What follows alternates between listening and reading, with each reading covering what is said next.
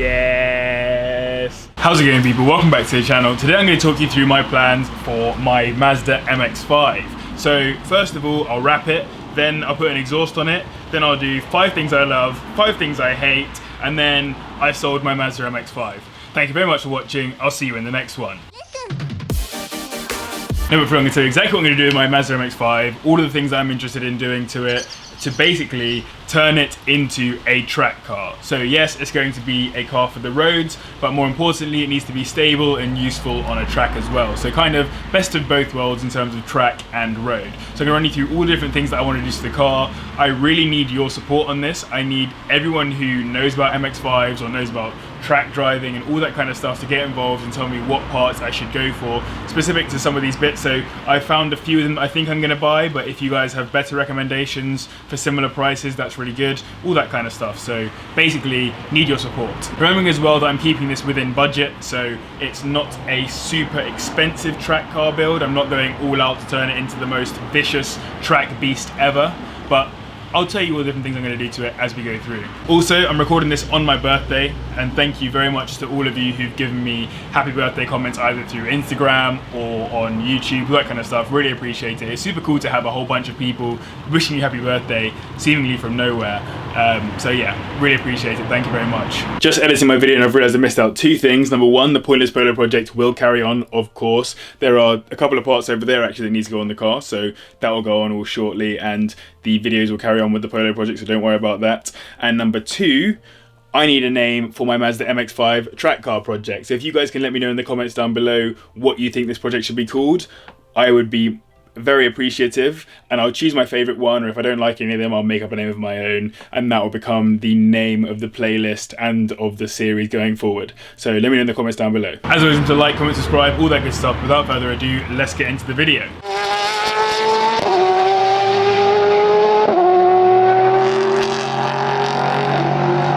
So yes, for those of you that haven't yet seen it or have been living under a rock and not watching my videos recently, this is my Mazda MX-5. It's 1998, so it's actually a 1998 reg as opposed to being a 97, even though we were mostly done until 97. But yeah, so this is my car, and I want to turn it into a track car. So what's the first step for doing that?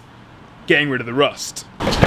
Being a 1998 car and an MX-5, it does of course have some corrosion. So I can't lift it right now, but under here, so in the seatbelt anchorage points on both sides, I believe there is corrosion close to it. So I'm going to have to get that fixed first and foremost, because there was no point doing a project without fixing that rust.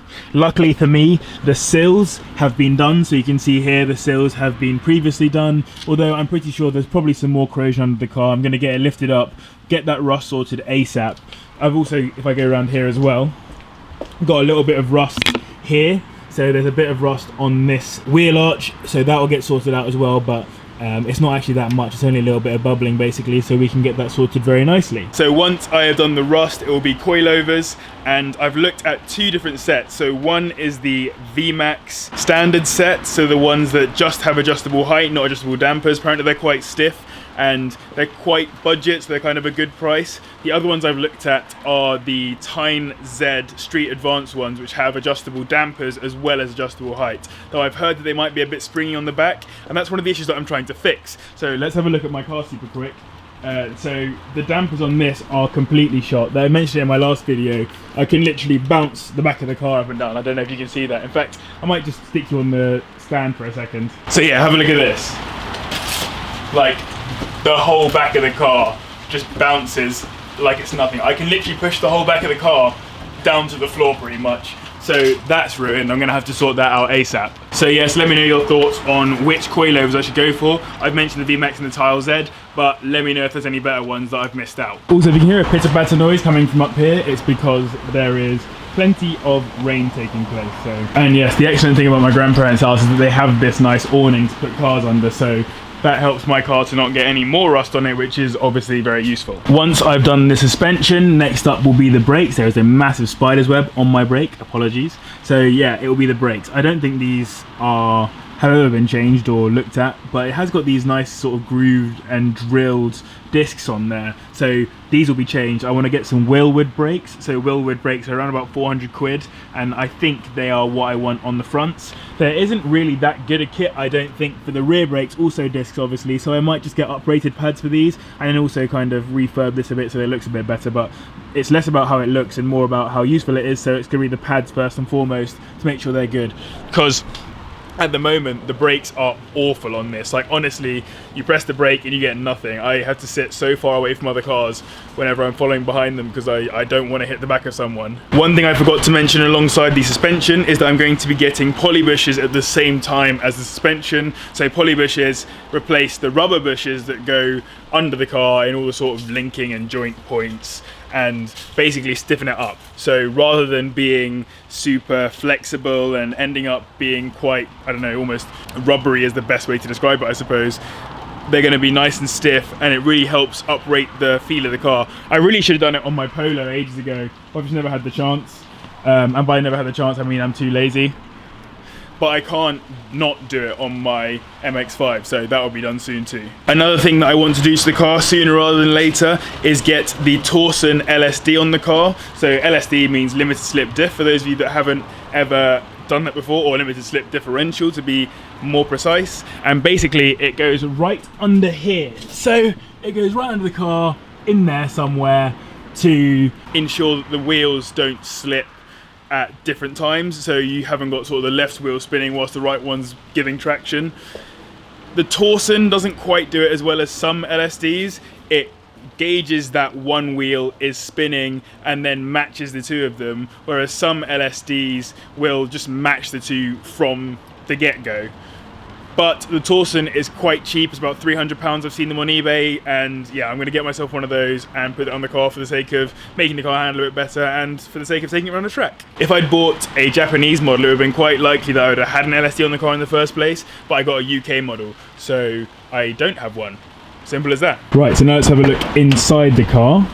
First and foremost, I need to replace the hood. So you can see here a little bit of tape flapping around there. So the rear window is all mashed up basically, so not ideal, but I'm going to have that fixed and get a whole new hood, I assume. And then to go with that, I will be getting a full roll cage bar thing to go all the way around the back of this bit of the car. So it's from TR Lane is the one that I'm looking at. It fits underneath this and also underneath the hood over there as well. So the hard top fits it perfectly, all that kind of stuff. So yeah, I'm gonna get that, and it's gonna be the one with the harness bar too. So I can attach my harness seat belts to that, which will be coming through some nice Sparco Sprint seats. They're the ones that I've been looking at so far. So Sparco Sprints are apparently quite good for fitting into these. So it will be TR Lane roll bar, harnesses that will come through there, which I already have, by the way, I'll show you them in a second, and then the Sparco Sprint seats as well, which will be on their own fittings under here, so that will be quite nice. And so here is one of the two harnesses. These are out of my dad's Renault 5 Maxi Turbo, the rally car that's been on the channel a fair bit.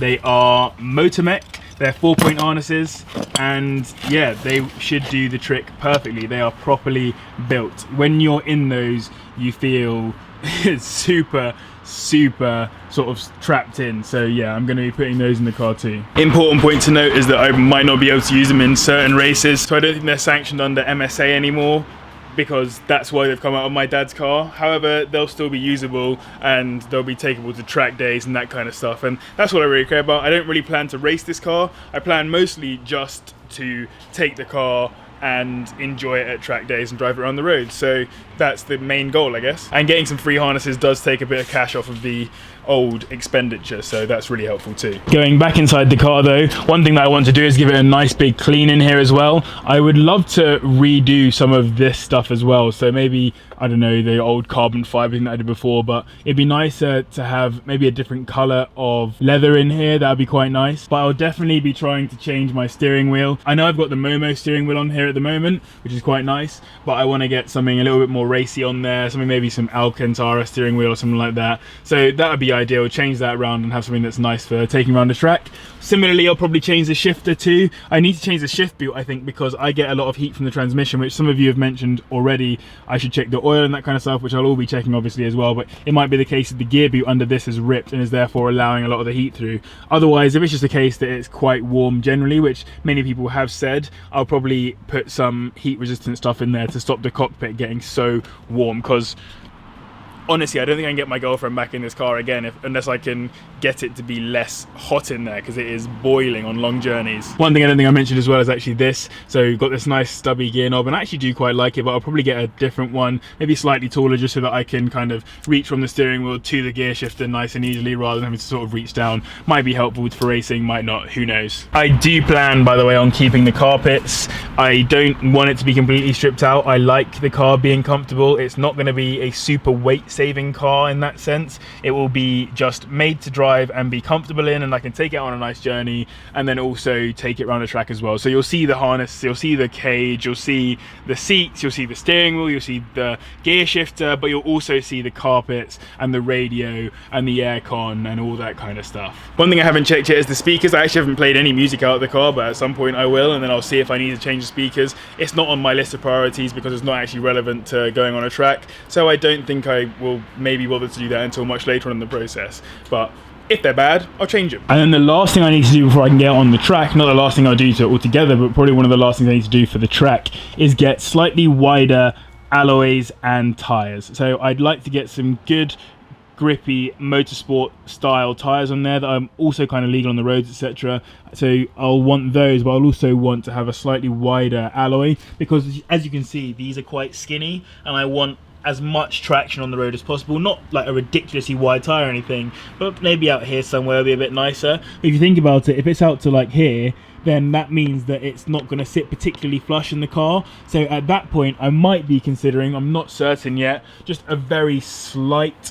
wider body around here, maybe a slight flare on the arches would be quite nice, only to fit the wheel in, not because I want to do some next stance stuff or because I want to get Superboy racery, but I really like a flush look, so it will have to be a nice flush wider arch to catch the wheel sort of width, so that it's good for motorsports. And the same with the front as well, so I need a little bit more traction out of this, I reckon, and I reckon I can get it in the tyres. Definitely, by the way, let me know if I'm wrong about that and I should keep the car the same width. I just thought it would also help when it comes to dealing with this bit of rust as well, because I can basically cut this away and have a nice slightly wider bit of arch there to allow for the extra width on the tyre. At that point, I believe the car will be ready to go out on the track, and I probably will track it at that point just to see what it's like as a car to drive. I'll also obviously have gone through the engine at this point and made sure that it's in good nick and that it's capable of going around the track without me blowing it up or something. But no, that is not everything that I'll be doing to my car. There's plenty more that I want to do. So after I've gotten out on a track at least once just to check that the car's in good nick and that it's driving well, etc., I will need to get under the bonnet and start looking at the performance of the car. Right, it's a nice looking engine actually. So of course I think I have basically three options with this. One, keep the engine as it is and turbocharge it. Two, keep the engine as it is and supercharge it. Or three, fully engine swap the car. Now, 3 sounds like a lot of effort to me, and I quite like having the Mazda block in there. Most stuff that I've mentioned isn't completely irreversible, so I could just turn it back to a normal MX5 at the end of it. But if I engine swap the car completely, that's a little bit annoying. So probably keep the standard block in there. Then it's a choice between supercharging and turbocharging. And so I really want to turbocharge it. That sounds like a lot of fun to me. It also means I have to pay for a new ECU. I need to pay for all sorts of random stuff to get that done. In an ideal world, I'd love to be putting out maybe 330 brake, but 280 and I'll be very happy. Like 280 to 300 would be amazing. Like this car is already so light and so usable, even though it's not even putting out probably as much brake horsepower as it did when it left the factory, which is 131. It's probably putting out like 115, 110 at best. But I think if this can get around about the 300 brake horsepower mark, I would be gassed. But yes, that's completely the plan. I definitely want to do performance stuff to this car, and that is just, yeah, one of the main goals of buying this car was to turbocharge the engine, but then I saw the supercharge and the engine swap options and I thought about them, but turbocharging is likely what I'm going to go for. Let me know again if there are any good kits or anything that I should keep in mind when I'm doing that. I know loads of people use the RX-8 injectors and that kind of stuff, but any help that you guys have for me on this would be more than helpful. Of course, turbocharging isn't as simple as just shoving a turbo on it and making it go. There's a lot of points that will come around that. All of the stuff that is relevant to putting a turbo in, it costs money. I think it costs like probably over £1,000 to get that put into the car. I mean, probably even more than that. I'm just trying to make myself feel better about how much it's going to cost. But yeah, irrespective of that, the goal is to get a turbo in this car, which I think will be sick. I want to keep the original transmission. I don't know if it can handle that kind of power. I know that some people have done it and given it quite a lot of power. So let me know again if you think that I need to change my transmission or anything like that, because I know that people do it. They make them to sort of BMW transmissions, all that kind of stuff. So we'll see how that works. So at that point, it's basically completely ready as a track car. That is basically the whole track project. A few more points I want to mention though, just because they're interesting and I think they'd be cool on the car. Number one is I'll probably change the exhaust, even though it is mad and it makes a lot of noise. I probably will change that because I want to get something a bit more performance focused rather than just sound focused. So that will probably change. As well as that, I'd quite like to change some of the other points around the car in terms of the aesthetics, but that is kind of my last point of call.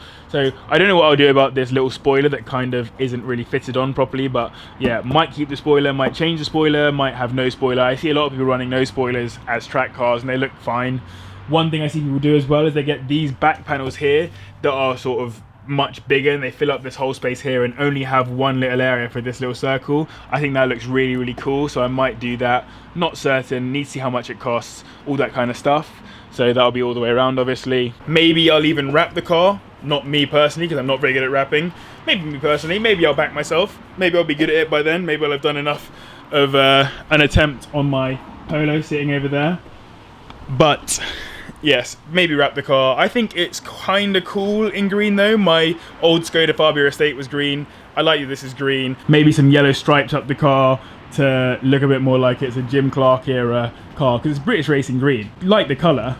Gotta swaz some yellow on there. Suddenly I'm Jim Clark. Bigger on the track at some neck speeds. Outside of that, I'll probably uprate the headlights, so let's get those open. Yeah, so I'll probably change these. So I really like the halo ones, the ones that have these little sort of halos around the edges and then the light in the middle. The wing mirrors, I kind of like keeping them stock, but maybe I'll go for some lighter ones. I've seen some carbon fiber ones online that aren't too expensive, so maybe save a little bit of weight there. While we're here, might as well give her a little rev, mightn't we?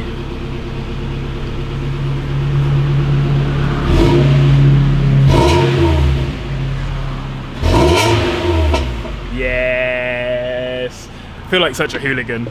So yes, that's pretty much it. That has been a whistle-stop tour of what's going to happen to my Mazda MX-5, or at least I'm hoping to happen to my MX-5 over the next few months. I expect it to cost a fair amount, so the people on Patreon supporting me are absolute legends. I need to get you guys some kind of merch or anything useful just to say thank you for supporting me on Patreon. If you want to support too, jump in the pot. I would really, really appreciate it. If you know someone who has an MX-5 and is going to get rid of some parts or knows a lot about parts, let me know. I'd be more than interested. If you know someone who owns a parts shop, let me know as well. I'd be happy to reach out and see if I can come to some kind of deal in terms of getting cheaper rates and all that kind of stuff, because this is going to be quite expensive, I'm pretty sure. As I mentioned, please, please, please send in your helpful comments, put them down below, let me know all your thoughts, that kind of stuff. I want to say a massive thank you to those in the MX-5 community already, because loads of people have reached out and said all sorts of great things about the car and given me so much support and advice already, so really, really appreciate that, especially as someone coming from a German car to a Japanese car. Super cool, by the way. I am gassed that I own two cars. That is sick.